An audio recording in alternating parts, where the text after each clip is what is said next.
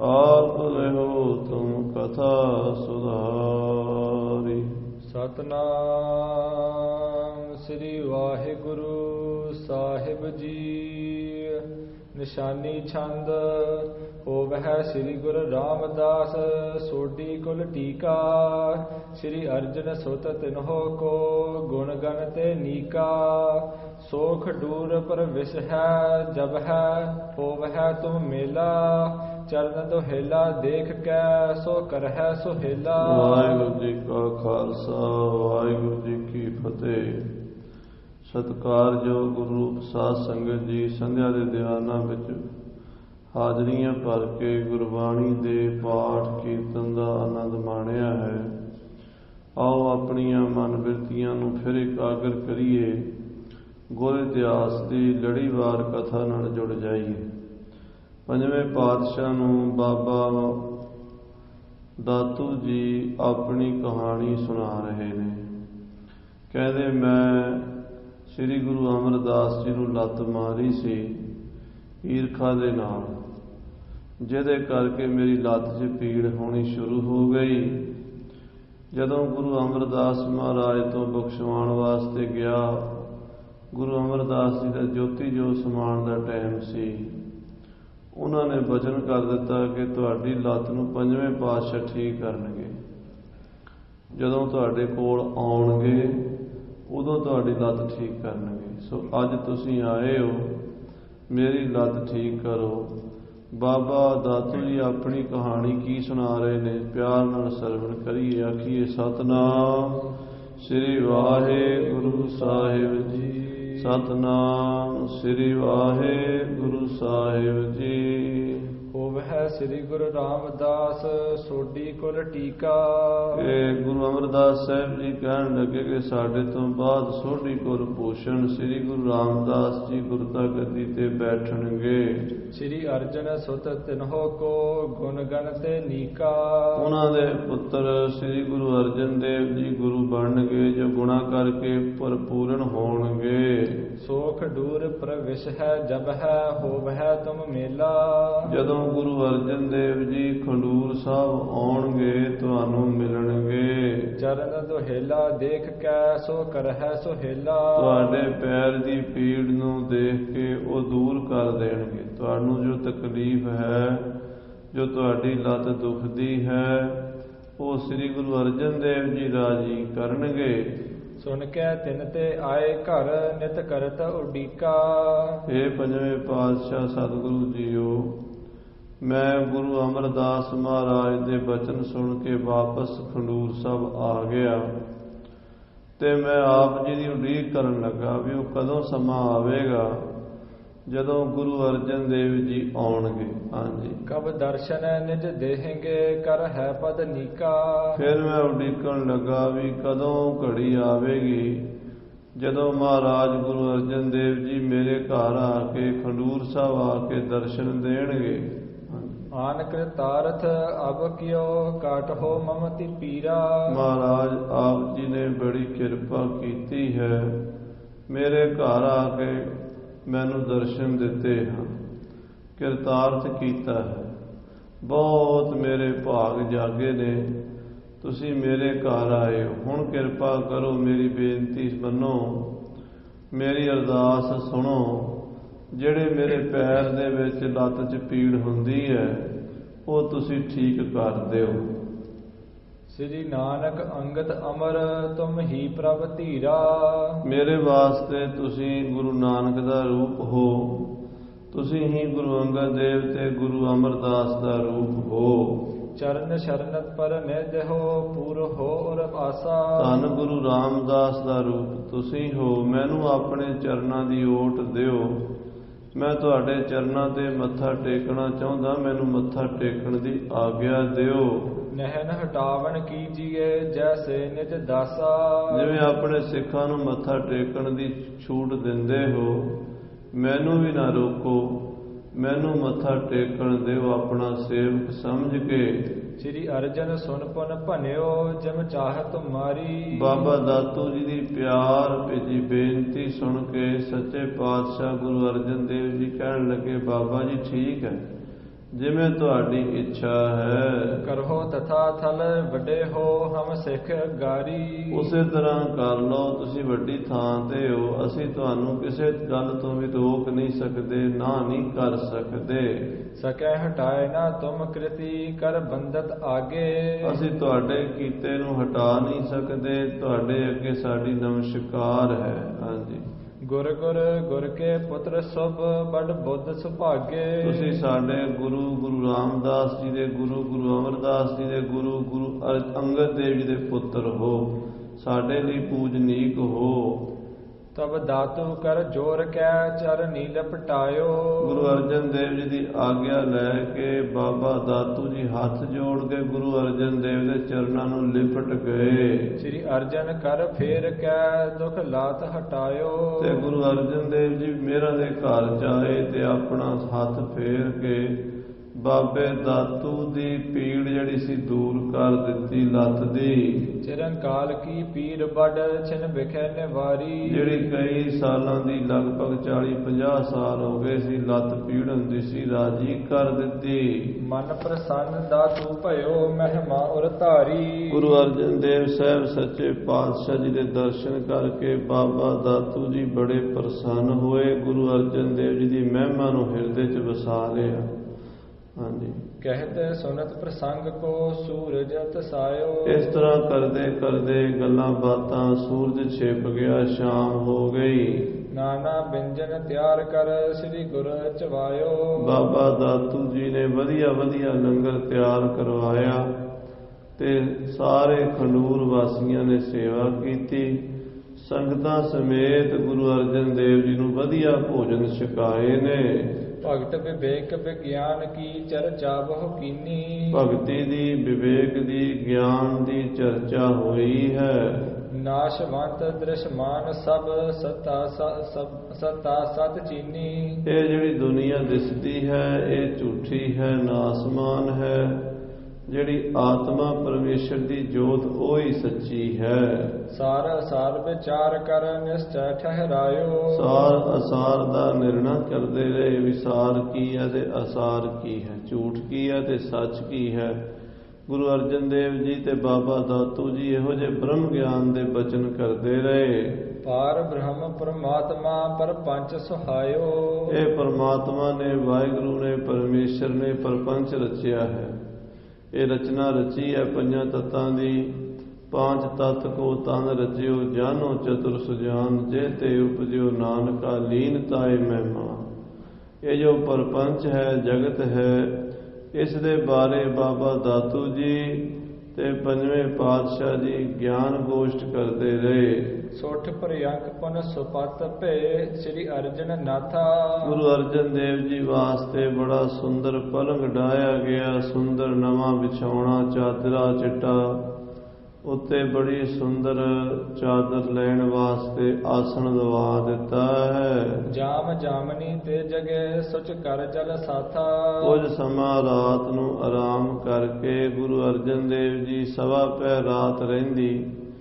ਅੰਮ੍ਰਿਤ ਵੇਲੇ 2-2:30 ਵਜੇ ਉੱਠ ਕੇ ਇਸ਼ਨਾਨ ਕੀਤਾ ਹੈ। ਪੁਨ ਦਾਸੂ ਕੇ ਦਰਸ ਕੋ ਗਮਨੇ ਤਿਸ ਡੇਰੇ। ਫਿਰ ਬਾਬਾ ਦਾਸੂ ਜੀ ਦੇ ਦਰਸ਼ਨਾਂ ਲਈ ਉਹਦੇ ਘਰ ਗਏ। ਦਾਤੂ ਜੀ ਵੱਡੇ ਸਨ, ਦਾਸੂ ਜੀ ਛੋਟੇ ਸਨ, 2 ਭਰਾ ਸਨ। ਗੁਰੂ ਅੰਗਦ ਦੇਵ ਜੀ ਦੇ 2 ਸਾਹਿਬਜ਼ਾਦੇ, ਬਾਬਾ ਦਾਤੂ ਜੀ, ਬਾਬਾ ਦਾਸੂ ਜੀ। ਦਾਤੂ ਜੀ ਨੂੰ ਪਹਿਲਾਂ ਮਿਲ ਰਹੇ ਨੇ, ਉਹਨਾਂ ਦੀ ਲੱਤ ਦੀ ਪੀੜ ਠੀਕ ਕੀਤੀ ਹੈ। ਫਿਰ ਬਾਬਾ ਦਾਸੂ ਜੀ ਦੇ ਡੇਰੇ ਗਏ ਨੇ, ਉਹਨਾਂ ਦੇ ਘਰ ਗਏ ਨੇ ਗੁਰੂ ਅਰਜਨ ਦੇਵ ਜੀ ਦਰਸ਼ਨ ਕਰਨ ਵਾਸਤੇ ਉਹਨਾਂ ਦੇ। ਹਾਂਜੀ। ਲਗੀ ਸਮਾਧ ਅਗਾਧ ਹੀ ਬਿਨ ਬਾਦ ਵਡੇਰੇ। ਬਾਬਾ ਦਾਸੂ ਜੀ ਬਾਹਰ ਅੰਦਰ ਘਟ ਜਾਂਦੇ ਸਨ, ਆਪਣੇ ਘਰ ਦੇ ਅੰਦਰ ਸਮਾਧੀ 'ਚ ਰਹਿੰਦੇ ਸਨ। ਅਗਾਧ ਬੋਧ ਪਰਮਾਤਮਾ ਦੇ ਸਰੂਪ ਵਿੱਚ ਬਿਰਤੀ ਜੋੜ ਕੇ, ਜਿਵੇਂ ਗੁਰੂ ਅਮਰਦਾਸ ਜੀ ਦੇ ਬੇਟੇ ਬਾਬਾ ਮੋਹਨ ਜੀ ਸਮਾਧੀ ਲਾਈ ਰੱਖਦੇ ਸਨ, ਇਵੇਂ ਸ੍ਰੀ ਗੁਰੂ ਅੰਗਦ ਦੇਵ ਜੀ ਦੇ ਛੋਟੇ ਪੁੱਤਰ ਬਾਬਾ ਦਾਸੂ ਜੀ ਵੀ ਸਮਾਧੀ 'ਚ ਰਹਿੰਦੇ ਸਨ। ਹਾਂਜੀ। ਬ੍ਰਿਤ ਅਖੰਡ ਨਿਸ਼ਚਲ ਟਿਕੀ ਕੋਠੇ ਸ਼ੁਭ ਮਾਹੀ। ਉਹ ਆਪਣੇ ਕੋਠੇ 'ਚ ਬਿਰਤੀ ਲਾ ਕੇ, ਸਮਾਧੀ ਲਾ ਕੇ, ਚੌਂਕੜਾ ਲਾ ਕੇ ਬੈਠੇ ਨੇ। ਅਖੰਡ ਬਿਰਤੀ ਹੈ, ਬਾਹਰ ਕਿਸੇ ਪ੍ਰਕਾਰ ਦਾ ਦੁਨੀਆ ਨਾਲ ਲੈਣ ਦੇਣ ਨਹੀਂ ਰੱਖਦੇ। ਨਾ ਉਹਨਾਂ ਨੂੰ ਸੰਸਾਰ ਦਾ ਪਤਾ ਹੀ ਹੈ ਵੀ ਸੰਸਾਰ ਕਿੱਥੇ ਹੈ। ਉਹ ਤਾਂ ਆਪਣੇ ਨਿਰੰਕਾਰ ਦੇ ਵਿੱਚ ਵਿਲੀਨ ਹੋ ਚੁੱਕੇ ਹਨ। ਹਰ ਹਰ ਜਨ ਦੋਈ ਏਕ ਹੈ, ਬਿਬ ਵਿਚਾਰ ਕਛ ਨਾਹੀਂ। ਜਲ ਤੇ ਉਪਜਿਤ ਰੰਗ ਜਿਉ ਜਲ ਹੀ ਵਿਖੇ ਸਮਾਹੇ। ਅਖੰਡ ਬਿਰਤੀ ਬਾਬਾ ਦਾਸੂ ਜੀ ਦੀ ਮਹਾਰਾਜ ਅਕਾਲ ਪੁਰਖ ਦੇ ਨਾਲ ਜੁੜੀ ਹੋਈ ਹੈ। ਕੀਨ ਉਥਾਨ ਹਲਾਏ ਕੈ ਕਰ ਜਤਨ ਸੋ ਤਾਹੀ। ਬਾਬਾ ਦਾਤੂ ਜੀ ਨੇ ਆਪਣੇ ਭਰਾ ਬਾਬਾ ਦਾਸੂ ਜੀ ਨੂੰ ਹਿਲਾਇਆ ਹੈ। ਉਠੋ ਬਾਬਾ ਜੀ, ਸੱਚੇ ਪਾਤਸ਼ਾਹ ਜੀ ਆਏ ਨੇ ਤੁਹਾਨੂੰ ਦਰਸ਼ਨ ਦੇਣ ਵਾਸਤੇ। ਗੁਰੂ ਅਰਜਨ ਦੇਵ ਜੀ ਦੇ ਦਰਸ਼ਨ ਕਰੋ। ਇਸ ਪ੍ਰਕਾਰ ਨਾਲ ਬਾਬਾ ਦਾਸੂ ਜੀ ਦੀ ਸਮਾਧੀ ਉਖੇੜਨ ਦਾ ਯਤਨ ਕੀਤਾ ਗਿਆ ਹੈ। ਬਿਕਸੇ ਕਮਲ ਬਿਲੋਚਨੈ ਹਾਲੀ ਮੁਖ ਜੀਹਾ। ਜਦੋਂ ਬਾਬਾ ਦਾਸੂ ਜੀ ਦੇ ਕੰਨਾਂ 'ਚ ਗੁਰੂ ਅਰਜਨ ਦੇਵ ਜੀ ਦਾ ਨਾਮ ਪਿਆ, ਬਾਬਾ ਦਾਸੂ ਜੀ ਅੱਖਾਂ ਖੋਲੀਆਂ, ਨੇਤਰ ਖੋਲੇ ਤੇ ਸੋਹਣੇ ਬੁੱਲ੍ਹਾਂ ਤੋਂ ਆਵਾਜ਼ ਨਿਕਲੀ ਮਹਾਂਪੁਰਸ਼ਾਂ ਦੀ। ਬਾਬਾ ਦਾਸੂ ਜੀ ਦੀ ਜ਼ੁਬਾਨ ਹਿੱਲੀ ਹੈ, ਬੋਲੇ ਹਨ। ਹਾਂਜੀ, ਸ੍ਰੀ ਅਰਜਨ ਚਰਨੀ ਪਰੇ ਬੇਨਤੀ ਕਰ ਦੀਹਾ। ਤੇ ਗੁਰੂ ਅਰਜਨ ਦੇਵ ਸੱਚੇ ਪਾਤਸ਼ਾਹ ਮਹਾਰਾਜ ਦੇ ਚਰਨਾਂ ਉੱਤੇ ਬਾਬਾ ਦਾਸੂ ਜੀ ਤੇ ਬਾਬਾ ਦਾਸੂ ਜੀ ਦੇ ਚਰਨਾਂ ਉੱਤੇ ਸ੍ਰੀ ਗੁਰੂ ਅਰਜਨ ਦੇਵ ਜੀ ਮੱਥਾ ਟੇਕ ਰਹੇ ਹਨ। ਗੁਰੂ ਅਰਜਨ ਦੇਵ ਜੀ ਨੇ ਬਾਬਾ ਦਾਸੂ ਜੀ ਨੂੰ ਮੱਥਾ ਟੇਕਿਆ, ਨਮਸਕਾਰ ਕੀਤੀ ਹੈ। ਹਾਂਜੀ, ਦਾਸੂ ਨੇ ਦੇਖੇ ਜਬੈ ਕਰ ਬੰਦ ਅਗਾਰੀ। ਜਦੋਂ ਵੇਖਿਆ ਵੀ ਗੁਰੂ ਅਰਜਨ ਦੇਵ ਜੀ ਮੇਰੇ ਅੱਗੇ ਮੱਥਾ ਟੇਕ ਰਹੇ ਨੇ, ਬਿਰਧ ਬਾਬਾ ਦਾਸੂ ਦੋਵੇਂ ਹੱਥ ਅੱਗੇ ਕਰਕੇ ਗੁਰੂ ਅਰਜਨ ਦੇਵ ਜੀ ਦੇ ਹੱਥ ਫੜ ਲਏ, ਉਹਨਾਂ ਦੇ ਮੱਥੇ ਨੂੰ ਥੱਲੇ ਨਹੀਂ ਆਉਣ ਦਿੱਤਾ। ਹਾਂਜੀ, ਬੰਦੇ ਪਦ ਅਰ ਬਿੰਦ ਮ੍ਰਿਦ ਮੁਖ ਗਿਰਾ ਉਚਾਰੀ। ਤੇ ਭੱਜ ਕੇ ਆਪ ਮੱਥਾ ਟੇਕ ਦਿੱਤਾ। ਤੇ ਪਰਸਪਰ ਇੱਕ ਦੂਜੀ ਨੂੰ ਨਮਸਕਾਰ ਕੀਤੀ। ਕਿੰਨਾ ਪਿਆਰ ਸੀ ਪੁਰਾਤਨ ਗੁਰਸਿੱਖਾਂ ਵਿੱਚ, ਗੁਰੂਆਂ ਵਿੱਚ ਤੇ ਸਿੱਖਾਂ ਵਿੱਚ। ਗੁਰਸਿੱਖਾਂ ਕੀ ਹਰ ਧੂੜ ਦੇਹ ਹਮ ਪਾਪੀ ਵੀ ਗਤ ਪਾਹੇ। ਕਿਉਂਕਿ ਇਹ ਗੁਰਸਿੱਖ ਵੀ ਬੜੇ ਮਹਾਨ ਹਨ। ਬਾਬਾ ਦਾਸੂ ਜੀ ਗੁਰੂ ਅੰਗਦ ਦੇਵ ਜੀ ਮਹਾਰਾਜ ਦੇ ਸਾਹਿਬਜ਼ਾਦੇ ਹਨ। ਬਿਰਧ ਅਵਸਥਾ ਹੋ ਚੁੱਕੀ ਹੈ, ਬਜ਼ੁਰਗ ਹੋ ਗਏ ਨੇ। ਉਹਨਾਂ ਨੂੰ ਗੁਰੂ ਮਹਾਰਾਜ ਗੁਰੂ ਅਰਜਨ ਦੇਵ ਜੀ ਮੱਥਾ ਟੇਕ ਰਹੇ ਨੇ। ਹਾਂਜੀ, ਵਿੱਚ ਸਮਾਦ ਕੇ ਧਿਆਨ ਜਹੇ ਮੈਂ ਨਿਤ ਪ੍ਰਤ ਠਾਨਾ। ਤੇ ਬਾਬਾ ਦਾਸੂ ਜੀ ਹੱਥ ਜੋੜ ਕੇ ਗੁਰੂ ਅਰਜਨ ਦੇਵ ਜੀ ਦੇ ਹੱਥ ਫੜ ਕੇ ਤੇ ਪਤਾ ਕੀ ਕਹਿੰਦੇ ਨੇ? ਕਹਿੰਦੇ ਜਿਹੜੇ ਸਰੂਪ ਦਾ ਮੈਂ ਧਿਆਨ ਵਿੱਚ ਧਿਆਨ ਧਰਦਾ ਸੀ, ਜਿਹੜੇ ਸਰੂਪ ਨੂੰ ਮੈਂ ਚੇਤੇ ਕਰਿਆ ਕਰਦਾ ਸੀ, ਜਦੋਂ ਮੈਂ ਸਮਾਧੀ ਲਾ ਕੇ ਧਿਆਨ ਲਾ ਕੇ ਬੈਠਦਾ ਸੀ, ਜਿਹੜੇ ਅਕਾਲ ਪੁਰਖ ਨਿਰੰਕਾਰ ਜੋਤੀ ਸਰੂਪ ਪਰਮਾਤਮਾ ਵਾਹਿਗੁਰੂ ਈਸ਼ਵਰ ਨੂੰ ਬ੍ਰਹਮ ਨੂੰ ਮੈਂ ਚਿੰਤਨ ਕਰਦਾ ਸੀ। ਹਾਂਜੀ, ਸੋ ਸਰੂਪ ਤੁਮ ਹੀ ਅਹੋ ਮਹਿ ਦੇ ਮਹੀਆਨਾ। ਉਸ ਸਰੂਪ ਤੇ ਤੁਸੀਂ ਹੋ। ਹੈ ਗੁਰੂ ਅਰਜਨ ਦੇਵ ਜੀ, ਵੱਡਿਆਂ ਤੋਂ ਵੱਡੇ ਪਰਮੇਸ਼ਰ ਤੁਸੀਂ ਆਪ ਹੋ। ਭਨ ਮਥੁਰਾ ਕਛ ਭੇਦ ਨਹੀਂ, ਗੁਰੂ ਅਰਜਨ ਪ੍ਰਤੱਖ ਹਰ। ਜਿਸ ਸਰੂਪ ਦਾ ਮੈਂ ਧਿਆਨ ਕਰਦਾ ਸਾਂ, ਉਹ ਅੱਜ ਤੁਸੀਂ ਮੇਰੇ ਸਾਹਮਣੇ ਆ ਗਏ ਹੋ। ਮੈਨੂੰ ਪ੍ਰਤੱਖ ਤੁਹਾਡੇ ਦਰਸ਼ਨ ਹੋ ਗਏ ਨੇ। ਆਹੋ ਭਾਗ ਮੇਰੇ ਪ੍ਰਭੂ ਦਰਸ਼ ਪਾਏ। ਮੇਰੇ ਭਾਗ ਧਨ ਨੇ ਕਿ ਅੱਜ ਮੈਨੂੰ ਪ੍ਰਭੂ ਜੀ ਤੁਹਾਡੇ ਪ੍ਰਤੱਖ ਦਰਸ਼ਨ ਹੋ ਰਹੇ ਨੇ। ਹਾਂਜੀ, ਸ੍ਰੀ ਨਾਨਕ ਅਵਤਾਰ ਹੋ ਇੱਕ ਜੋਤ ਬਿਰਾਜੇ। ਤੁਸੀਂ ਗੁਰੂ ਨਾਨਕ ਦੇਵ ਜੀ ਦਾ ਹੀ ਰੂਪ ਹੋ। ਮੇਰੇ ਪਿਤਾ ਗੁਰੂ ਅੰਗਦ ਦੇਵ ਜੀ ਦਾ ਰੂਪ ਹੋ। ਤੁਸੀਂ ਗੁਰੂ ਅਮਰਦਾਸ ਗੁਰੂ ਰਾਮਦਾਸ ਦਾ ਰੂਪ ਹੋ। ਇੱਕੋ ਜੋਤ ਹੈ। ਕਲ ਮਹਿ ਨਰਨ ਉਧਾਰ ਹਿਤ ਨਿਜ ਤਨ ਉਪਰਾਜੇ। ਹਾਂ, ਜੀਵਾਂ ਦਾ ਉਧਾਰ ਕਰਨ ਵਾਸਤੇ ਤੁਸੀਂ ਪਰਮੇਸ਼ਰ ਜੀ ਇਹ ਮਨੁੱਖੀ ਜਾਮਾ ਧਾਰਨ ਕੀਤਾ ਹੈ। ਤੁਹਾਡਾ ਇਹ ਜਾਮਾ ਨਹੀਂ ਹੈ। ਤੁਸੀਂ ਜੋਤ ਸਰੂਪੀ ਹੋ। ਪਰ ਆ ਜਿਹੜਾ ਜਾਮਾ ਹੈ ਪੰਜਾਂ ਤੱਤਾਂ ਦਾ, ਇਹ ਕਾਹਦੇ ਲਈ ਧਾਰਿਆ? ਸਾਡਾ ਭਲਾ ਕਰਨ ਲਈ, ਸਾਨੂੰ ਦਰਸ਼ਨ ਦੇਣੇ ਨੇ। ਵੈਸੇ ਤਾਂ ਤੁਸੀਂ ਜੋਤ ਰੂਪ ਹੋ। ਜੋਤ ਰੂਪ ਹਰ ਆਪ ਗੁਰੂ ਨਾਨਕ ਕਹਾਇਓ। ਪਰਮਾਤਮਾ ਜੋਤ ਰੂਪ ਸਾਨੂੰ ਦਰਸ਼ਨ ਦੇਣ ਲਈ ਸਾਡੇ ਵਰਗਾ ਬਣ ਗਿਆ।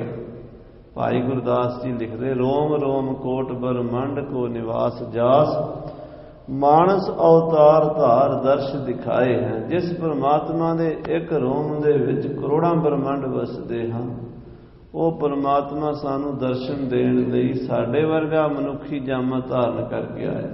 ਹਾਂਜੀ। ਸ੍ਰੀ ਗੁਰ ਕਹਿ ਤੁਮ ਬਹੁ ਵੱਡੇ ਹਮ ਬਾਲ ਤਿਹਾਰੇ। ਗੁਰੂ ਅਰਜਨ ਦੇਵ ਜੀ ਕਹਿਣ ਲੱਗੇ, ਬਾਬਾ ਜੀ ਤੁਸੀਂ ਬਹੁਤ ਵੱਡੇ ਹੋ, ਬਹੁਤ ਹੀ ਵੱਡੇ ਹੋ। ਇੱਕ ਤਾਂ ਉਮਰ 'ਚ ਵੱਡੇ ਹੋ, ਇੱਕ ਤੁਸੀਂ ਤਪੱਸਿਆ 'ਚ ਵੱਡੇ ਹੋ, ਧਿਆਨੀ ਬੜੇ ਤਗੜੇ ਹੋ। ਹਰ ਵੇਲੇ ਸਮਾਧੀ 'ਚ ਰਹਿਣਾ ਕੋਈ ਸੌਖਾ ਕੰਮ ਹੈ। 5 ਮਿੰਟ ਨਹੀਂ ਸਾਧ ਸੰਗਤ ਜੀ ਸਾਡੇ ਕੋਲ ਬੈਠਿਆ ਜਾਂਦਾ ਸਮਾਧੀ 'ਚ। 5 ਮਿੰਟ ਸਿਮਰਨ ਕਰੀਏ, ਧਿਆਨ ਕਿਤੇ ਦਾ ਕਿਤੇ, ਕਿਤੇ ਦਾ ਕਿਤੇ, ਕਿਤੇ ਦਾ ਕਿਤੇ ਘੁੰਮਦਾ ਰਹਿੰਦਾ। ਪਰ ਉਹ ਜਿਹੜੀ ਸਮਾਧੀ ਬਾਬਾ ਦਾਸੂ ਜੀ ਦੀ ਸੀ, ਉਹ ਕੇਵਲ ਅੱਖਾਂ ਮੀਚਣ ਦੀ ਨਹੀਂ ਵੀ ਆਪਾਂ ਅੱਖਾਂ ਮੀਚਦੀਆਂ ਤੇ ਸਮਾਧੀ ਲੱਗ ਗਈ, ਇਹ ਨਹੀਂ। ਜਿੱਥੇ ਸਾਧ ਸੰਗਤ ਜੀ ਨਿਰਵਿਕਲਪ ਸਮਾਧੀ ਹੁੰਦੀ ਹੈ, ਉਹਦੇ 'ਚ ਮੈਂ ਤੇ ਤੂੰ ਮਿਟ ਜਾਂਦੇ ਨੇ। ਤੋਈ ਮੋਈ ਮੋਈ ਤੋਈ ਅੰਤਰ ਕੈਸਾ, ਧਿਆਤਾ ਧਿਆਨ ਤੇਰਾ, ਗਿਆਤਾ ਗਿਆਨ ਗੇ, ਪਰਮਾਤਾ ਪ੍ਰਮਾਣ ਪਰਮੇਤ, ਤਿੰਨੇ ਤ੍ਰਿਪੁਟੀਆਂ ਮਿਟ ਕੇ ਇੱਕ ਰੂਪ ਹੋ ਜਾਂਦੀਆਂ। ਉਹਨੂੰ ਕਹਿੰਦੇ ਆ ਨਿਰਵਿਕਲਪ ਸਮਾਧੀ। ਬਾਬਾ ਦਾਸੂ ਜੀ ਉਸ ਸਮਾਧੀ ਦੇ ਮਾਲਕ ਸਨ। ਉਹਨਾਂ ਦੇ 8 ਪੈਰ ਲੱਗੀ ਰਹਿੰਦੀ ਸੀ, ਇੱਕ ਰੂਪ। ਜਬ ਆਕਾਰ ਯੋ ਕਛ ਨਾ ਦ੍ਰਿਸ਼ਟੇ, ਤਾਂ ਸੰਸਾਰ ਦਾ ਆਕਾਰ ਤਾਂ ਦਿਸਦਾ ਨਹੀਂ, ਅੰਦਰਲਾ ਜਿਹੜਾ ਆਕਾਰ ਹੈ ਨਾ ਸੂਖਮ, ਉਹ ਵੀ ਨਹੀਂ, ਨਿਰਾਕਾਰ ਹੀ ਹੋ ਜਾਂਦੇ। ਆਖੋ ਸਤਿਨਾਮ ਸ੍ਰੀ ਵਾਹਿਗੁਰੂ। ਇਹਨਾਂ ਸ਼ਬਦਾਂ ਦੀ ਹੁਣ ਵਿਆਖਿਆ ਨਹੀਂ ਕਰ ਸਕਦੇ, ਆਪਾਂ ਦੱਸ ਨਹੀਂ ਸਕਦੇ ਕੀ ਹੈ, ਕਿਉਂਕਿ ਜਿਨ੍ਹਾਂ ਨੇ ਜਾਣੀ ਹੈ ਉਹ ਜਾਣਦੇ ਹੈ, ਤਾਂ ਹਰ ਇੱਕ ਨੂੰ ਪਤਾ ਨਹੀਂ ਲੱਗਦਾ। ਧੰਨ ਸਾਹਿਬ ਸ੍ਰੀ ਗੁਰੂ ਅੰਗਦ ਦੇਵ ਜੀ ਦੇ ਬੇਟੇ ਬਾਬਾ ਦਾਸੂ ਜੀ ਉਹ ਸਮਾਧੀ 'ਚ ਰਹਿੰਦੇ ਸੀ। ਤੇ ਗੁਰੂ ਅਰਜਨ ਦੇਵ ਜੀ ਕਹਿੰਦੇ, ਬਾਬਾ ਜੀ ਇੱਕ ਤਾਂ ਤਪ 'ਚ ਵੱਡੇ, ਧਿਆਨੀ ਬੜੇ ਵੱਡੇ, ਦੂਸਰਾ ਤੁਸੀਂ ਉਮਰ 'ਚ ਵੀ ਵੱਡੇ, ਤੀਸਰਾ ਤੁਸੀਂ ਗੁਰੂ ਅੰਗਦ ਦੇਵ ਜੀ ਮਹਾਰਾਜ ਦੇ ਪੁੱਤਰ ਹੋਣ ਕਰਕੇ ਵੀ ਪੰਥ ਵਿੱਚ ਵੱਡੇ ਹੋ, ਸਤਿਕਾਰਯੋਗ। ਹਾਂਜੀ। ਕਿਰਪਾ ਦ੍ਰਿਸ਼ਟ ਦੇਖਤ ਰਹੋ, ਦੁੱਖ ਕਾਟਨ ਹਾਰੇ। ਤੁਸੀਂ ਸਾਡੇ ਵੱਲ ਮਿਹਰ ਦੀ ਦ੍ਰਿਸ਼ਟੀ ਰੱਖੋ, ਕਿਰਪਾ ਦ੍ਰਿਸ਼ਟੀ ਕਰਦੇ ਰਹੋ, ਦੁੱਖਾਂ ਨੂੰ ਕੱਟਣ ਵਾਲੇ ਹੋ ਤੁਸੀਂ, ਸਾਡੇ ਦੁੱਖ ਕੱਟੋ। ਹਾਂਜੀ। ਇੱਕ ਰਸ ਬ੍ਰਿਤੀ ਅਖੰਡ ਸ਼ੁਭ, ਚਿਰ ਕਾਲ ਟਿਕਾਈ। ਬਹੁਤ ਲੰਮੇ ਸਮੇਂ ਤੋਂ ਇੱਕ ਰਸ ਬਿਰਤੀ ਟਿਕਾਈ ਹੋਈ, ਲਗਾਤਾਰ ਤੇਲ ਦੀ ਧਾਰਾਵਤ ਅਖੰਡ ਬਿਰਤੀ ਜੋੜ ਲੈਣੀ। ਆਪਣੇ ਵੱਸ ਦੀ ਗੱਲ ਨਹੀਂ, ਉਹਦੀ ਕਾਲਪੁਰਖ ਦੀ ਕਿਰਪਾ ਹੋਵੇ ਤਾਂ ਹੁੰਦੀ, ਯਤਨ ਨਾਲ ਨਹੀਂ। ਹਾਂ, ਯਤਨ ਕਰਨਾ ਚਾਹੀਦਾ, ਪਰ ਯਤਨ ਦੇ ਨਾਲ ਕਿਰਪਾ ਮੰਗਣੀ ਚਾਹੀਦੀ ਹੈ। ਆਖੋ ਸ੍ਰੀ ਵਾਹਿਗੁਰੂ ਵਾਹਿਗੁਰੂ ਵਾਹਿਗੁਰੂ ਵਾਹਿਗੁਰੂ। ਤੁਸੀਂ ਲਗਾਤਾਰ ਹੀ ਅਖੰਡ ਬਿਰਤੀ ਟਿਕਾਈ ਹੋਈ ਹੈ। ਜਿੱਥੇ ਨਿਰਵਿਕਲਪ ਸਮਾਧੀ ਹੈ, ਕੋਈ ਵਿਕਲਪ ਉੱਠਦਾ ਹੀ ਨਹੀਂ, ਕੋਈ ਖਿਆਲ ਪੈਦਾ ਹੁੰਦਾ ਹੀ ਨਹੀਂ, ਧਿਆਤਾ ਧਿਆਨ ਤੇ ਵੀ ਨਹੀਂ ਰਹਿ ਗਏ। ਹਾਂਜੀ। ਸਰਬ ਭਾਂਤ ਸਮਰੱਥ ਵੱਡੇ, ਸਭ ਸ਼ਕਤੀ ਪਾਈ। ਬਾਬਾ ਜੀ ਤੁਸੀਂ ਸਰਬ ਭਾਂਤ ਸਰਬ ਪ੍ਰਕਾਰ ਨਾਲ ਵੱਡੇ ਹੀ ਹੋ, ਵੱਡੇ ਹੀ ਹੋ। ਬਸ ਦਾਸੂ ਜੀ ਨੂੰ ਗੁਰੂ ਅਰਜਨ ਦੇਵ ਜੀ ਕਹਿ ਰਹੇ ਨੇ ਵੀ ਤੁਹਾਡੇ ਕੋਲ ਸਾਰੀਆਂ ਸ਼ਕਤੀਆਂ, ਸਾਰੀਆਂ ਰਿੱਧੀਆਂ ਸਿੱਧੀਆਂ 9 ਨਿਧੀਆਂ ਤੁਹਾਡੇ ਚਰਨਾਂ 'ਚ ਵਸਦੀਆਂ, ਬਚਨਾਂ ਦੇ ਭਰੀ ਹੋ। ਅਕਾਲ ਪੁਰਖ ਪਰਮੇਸ਼ਰ ਨਾਲ ਤੁਹਾਡੀ ਇੱਕਮਿਕਤਾ ਹੋ ਚੁੱਕੀ ਹੈ, ਇੱਕ ਸੁਰਤਾ ਹੋ ਚੁੱਕੀ ਹੈ। ਹਾਂਜੀ। ਚਾਹੋ ਸੋ ਕਰਹੋ ਨਾ ਦੇਰ ਲਗ, ਵਿੱਚ 14 ਲੋਕਾਂ। ਇਹ ਬਾਬਾ ਦਾਸੂ ਜੀ ਇਹਨਾਂ 14 ਲੋਕਾਂ ਵਿੱਚ, ਖੰਡਾਂ ਬ੍ਰਹਮੰਡਾਂ 'ਚ ਜੋ ਚਾਹੋ ਤੁਸੀਂ ਕਰ ਸਕਦੇ ਹੋ।